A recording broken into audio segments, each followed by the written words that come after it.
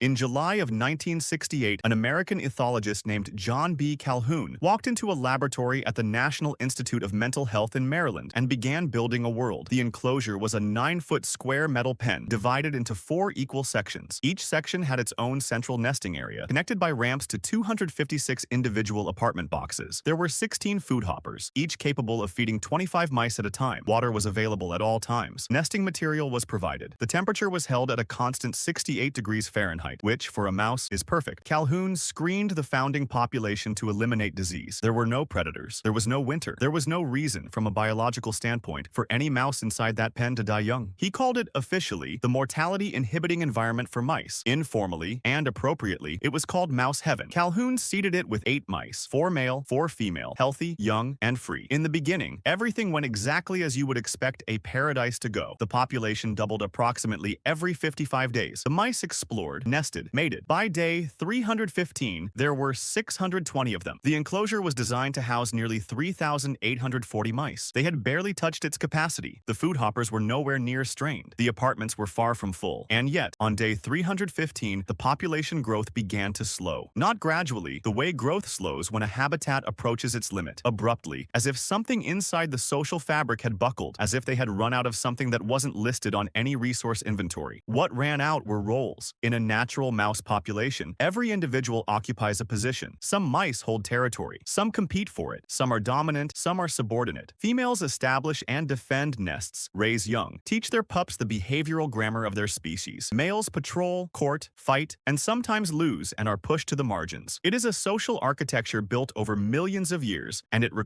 demands, a certain density of challenge to function. Remove the challenge, and you don't get rest. You get disorder. By day 315, the dominant males in Universe 25 had claimed the best positions near the food and ramps, and then something strange happened. With no external pressure to moderate their behavior, those males became volatile. They attacked other mice not out of competition for a specific resource, but seemingly out of nothing. Indiscriminate aggression, untethered from any biological logic. Females were attacked, juveniles were attacked. The violence had no useful purpose. It was aggression running on empty. Meanwhile, at the margins of the pen, something different was happening. The mice that had been displaced from any social role, the ones with no territory to defend, no mate to court, no pups to raise, began to cluster together in the open spaces. They ate together, slept in piles, but almost never engaged in the normal social behaviors of their species. Calhoun had a name for what he was watching. He called it the behavioral sink, a point where normal behavior stops being normal, where the architecture of a social species collapses inward and begins feeding on itself. The enclosure was not even a quarter full, but sociologically, it was already broken. The most devastating damage, though, didn't happen to the mice who lived through the chaos. It happened to the ones born into it. Females in Universe 25 began to fail as mothers. Under constant social intrusion, other mice invading their nests, males behaving without pattern or predictability, many females abandoned their pups before weaning. Some became aggressive toward their own offspring. The infant mortality rate climbed past 90%. Pups that survived were surviving without being properly raised, which meant they were entering adulthood without ever learning what adult mouse behavior looked like. They had never watched a functional courtship, never observed territory being established and defended, never learned the subtle social signals that regulate mouse life. Calhoun described what these mice became as socially arrested. Developmentally, they were adults. Behaviorally, they were permanent juveniles, unable to form the bonds their species depended on. They crowded the communal spaces, passive and disoriented. They had bodies that were built to do things, to compete, to mate, to build, to rear, and nothing inside them knew how to begin. By day 560, new births had slowed to almost nothing. The population, which had peaked around 2,200, began to fall. The pen was still full of food, the water was still running, the temperature was still perfect, and the population was dying anyway, not because the world had become hostile, but because the capacity to live in it had been lost. Calhoun published his findings in 1973